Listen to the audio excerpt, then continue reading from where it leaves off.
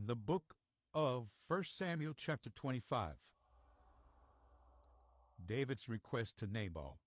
And there was a man in Maon whose possessions were in Carmel. And the man was very great, and he had 3,000 sheep and 1,000 goats, and he was sharing his sheep in Carmel.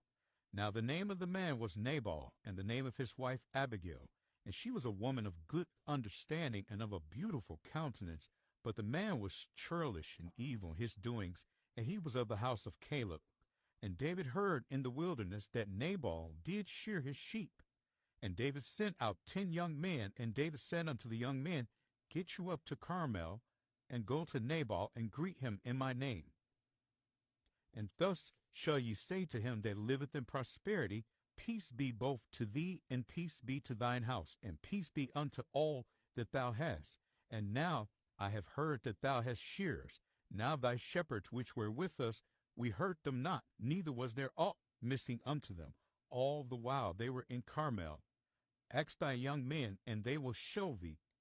Wherefore let the young men find favor in thine eyes, for we come in a good day. Give, I pray thee, whatsoever cometh to thy hand unto thy servants and to thy son David. And when David's young men came, they spake to Nabal according to all those words in the name of David, and ceased. And Nabal answered David's servants and said, Who is David? And who is the son of Jesse? There be many servants nowadays that break away every man from his master. Shall I then take my bread and my water and my flesh that I have killed for my shears, and give it unto men whom I know not whence they be? So David's young men turned their way and went again, and came and told him all those sayings.